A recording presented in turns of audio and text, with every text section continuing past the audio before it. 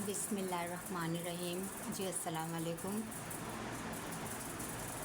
I hope, मैं उम्मीद करती हूँ कि आप लोग साथ खैरियत से होंगे, ठीक ठाक होंगे और अल्हम्दुलिल्लाह मैं भी साथ खैरियत से हूँ। ये मेरा फ़र्स्ट व्लॉग है जिसमें मैं आप लोगों से कुछ चंद ऐसी बातें शेयर करना चाहती हूँ जो मेरे माज़ी को लेकर हैं, जिन बातों को मैं भूल कर भी भूल नहीं सकती हूँ। शायद कुछ लोगों को तो ये शायद फ़ज़ूल लगे, लेकिन मेरे लिए ये बातें सबसे अहम और ज़रूरी हैं और वो मैं आपसे अपने व्लॉग की इब्तिदा यहीं से करना चाहती हूँ। इस बात से ये आपसे शेयर करना चाह रही हूँ। मैं अपने अब्बू से बेहद बेपनाह मोहब्बत करती थी और करती हूँ। आप लोगों को पता है, जब मैं बहुत छोटी हुआ करती थी, तकरीबन 10 या 11 साल की, तो मेरे अब्बू जब काम पे जाया करते थे, सिलाई मशीन रिपेयरिंग का काम करते थे, तो हमारा घर जो था लालू खेत 10 नंबर पे था और अब्बू जाते थे हैदरी, क्योंकि उनकी शॉप हैदरी पर थी। वो सुबह जाते थे 8 बजे और रात के 8 बजे आते थे। अब्बू जाते थे, अल्लाह हाफ़िज़ करती थी, घर में एक जगह बैठ जाती थी सोफ़े पे और तकरीबन यहाँ से रास्ता होता होगा 15 या 20 मिनट का। बस दुआ करती थी कि अल्लाह ताला मेरे अब्बू साथ खैरियत से जाएं और साथ खैरियत से आएं। और यही चीज़ फिर मैं जब अब्बू के आने का इंतज़ार करती थी, मुझे पता था कि 8 साढ़े 8 बजे तक अब्बू आ जाएंगे, तो मैं उससे पहले वही उसी जगह पे बैठ जाती थी और फिर अब्बू के आने से पहले लगातार यही दुआ करती थी कि अल्लाह ताला मेरा अब्बू साथ खैरियत से घर पहुंच जाए। और जब तक कि मेरे अब्बू साथ खैरियत से पहुंच नहीं जाते थे, तो मेरी दुआ ये जारी रहती थी। और जब अब्बू पहुंच जाते थे तो मेरी खुशी की इंतहा नहीं रहती थी। मैं भाग के जाके दरवाज़ा खोलती थी, अब्बू से सलाम करती थी और फिर अब्बू को सबसे पहले घर की सारी दिन भर में क्या हुआ सारी बातें शेयर करती थी अब्बू से। तो अब्बू ये कहते थे कि मैं आता ही हूँ और आते ही साथ ना ये मुझे सब बातें बताने के लिए लग जाती है। ये नहीं कि मैं खाना खा लूँ, ये इतना भी इंतज़ार नहीं करती है।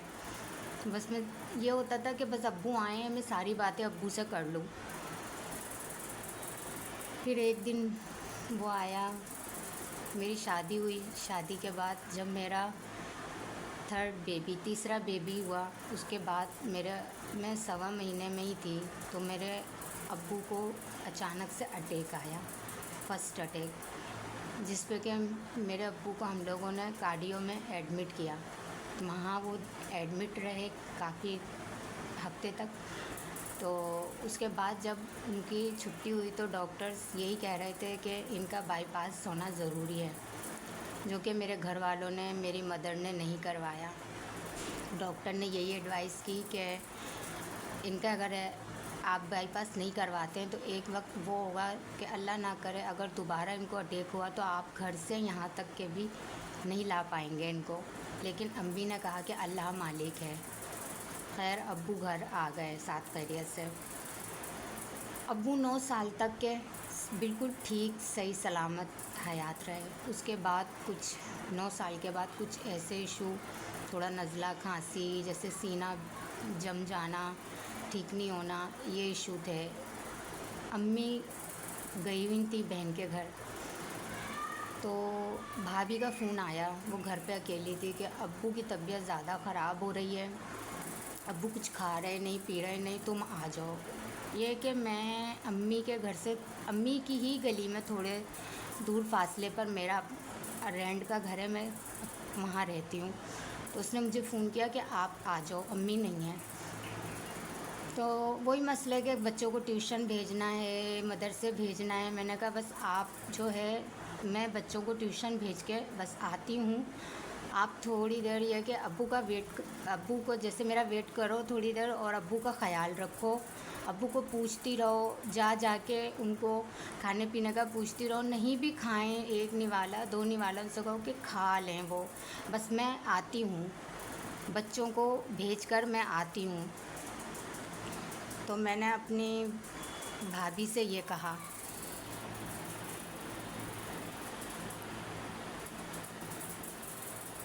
फिर उसके बाद मैं ट्यूशन छोड़ के शाम 6 बजे के करीब घर गई। मैं घर गई, भाभी से पूछा तो भाभी ये कहने लगी कि अब्बू को तो भाई हॉस्पिटल ले गए। जब अब्बू को जिना हॉस्पिटल लेके गए हैं, एक अटैक उनको, दूसरा अटैक वहीं आया जिस पे उन्होंने एडमिट कर लिया। ट्रीटमेंट हुई अब्बू की। मैं मिलने गई अब्बू से।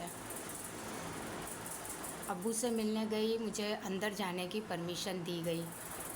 मैं अब्बू से जब मिलने गई तो तमाम डॉक्टर वार्ड में अब्बू का चेकअप कर रहे थे। मैं थोड़े दूरी कुर्सी पे वहाँ बैठ गई। मैं अपने अब्बू को और गौर से देख रही थी और मेरे अब्बू मुझे और गौर से देख रहे थे। फिर मैं उनसे मिलकर वहाँ से चली आई। मैं इसी तरह जब तक वो एडमिट रहे 10 दिन 12 दिन, मैं इसी तरह मिलने अब्बू से रोज़ जाती थी अपने हस्बैंड के साथ, या एक दिन छोड़ के जाती थी। फिर उसके बाद जब मेरे अब्बू की डेथ हुई है, उससे एक दिन पहले मैं अब्बू से मिलने गई। अब्बू ने मुझसे एक सवाल किया। अब्बू की यह हालत थी कि आईसीयू से वो यानी कि वार्ड में शिफ्ट कर दिया था उन्हें, और लेकिन उन्हें सिर्फ़ एक ही फ़िक्र थी कि ये ख़र्चा कहाँ से हो रहा है, कौन कर रहा है, बस उनको यही एक टेंशन थी। मैंने अपने अब्बू से कहा कि अब्बू आप टेंशन नहीं लें, अल्लाह मालिक है, जैसा भी हो रहा है सब कुछ हो रहा है, लेकिन आप टेंशन नहीं लें, आप रिलैक्स रहें।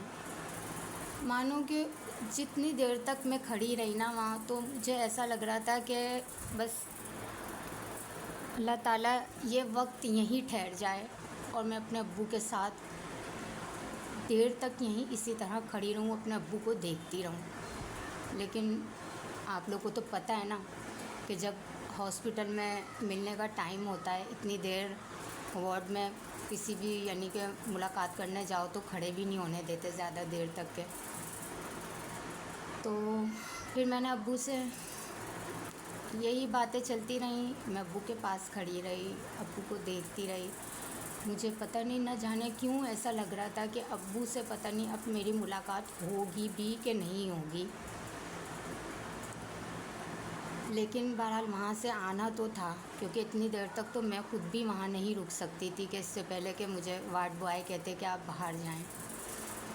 फिर मैंने अब्बू से कहा कि अब्बू मैं कल आऊँगी, मैं जा रही हूँ, आप अपना किसी किस्म की टेंशन नहीं लेना, कुछ सोचना नहीं, आप सो जाओ और अब्बू मेरे सर पे हाथ रख दो। बस वो दिन था आज का, जो आज तक 5 साल हो गए मुझे याद है। मेरे अब्बू ने मेरे सर पे हाथ रखा, मैं वहाँ से आ गई। उसके बाद एक दिन ही गुज़रा था, एक ही दिन हुआ था, जिसके बाद मुझे एक दिन के बाद फिर ये हुआ कि दोपहर का टाइम था 2 बजे का।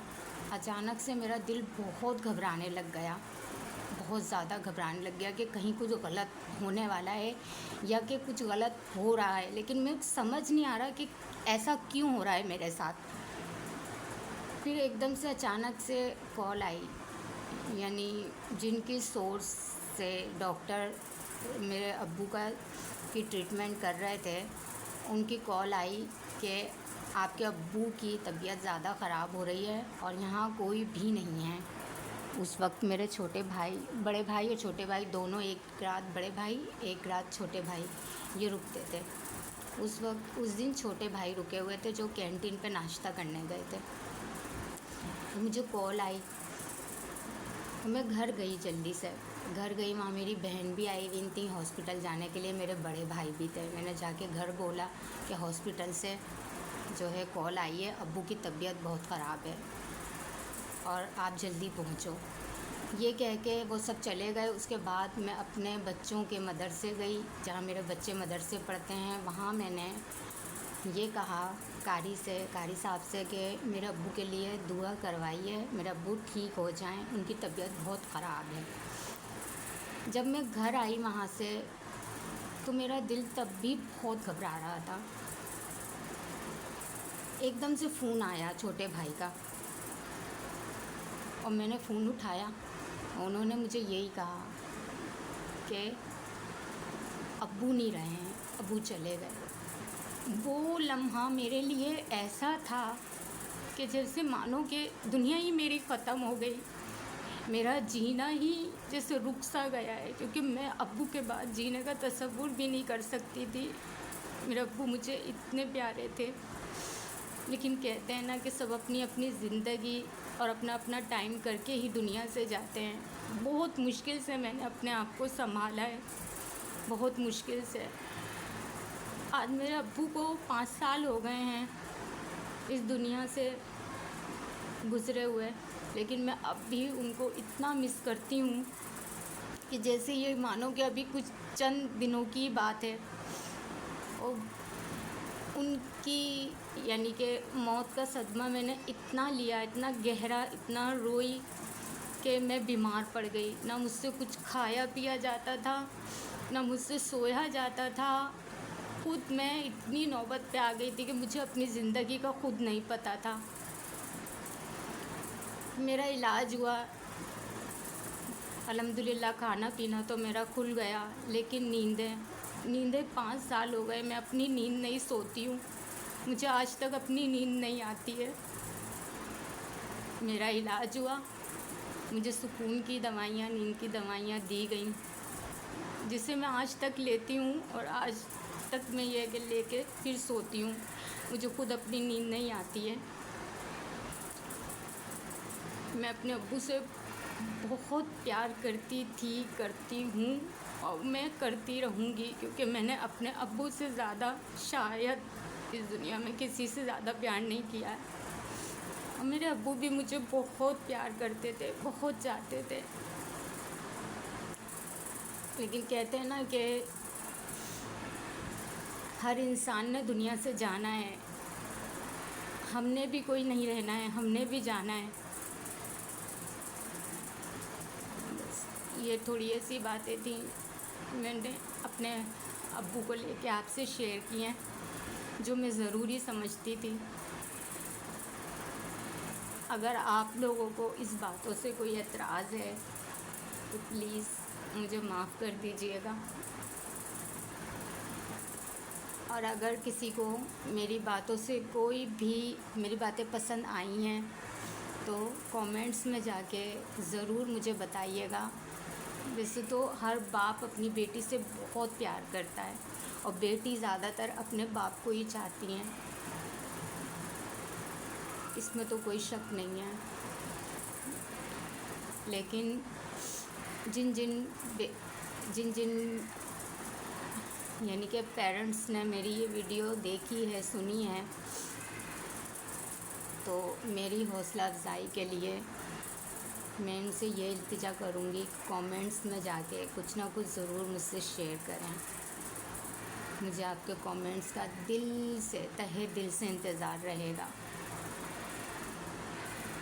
अच्छा मेरी यूट्यूब फैमिली, अब मैं आपसे इजाज़त लेती हूँ। एक नया ब्लॉग फिर लाऊंगी और उसमें भी चंद ऐसी बातें हैं मेरी जो मैं आप लोगों से शेयर करूँगी। जब तक के लिए अल्लाह हाफ़िज़।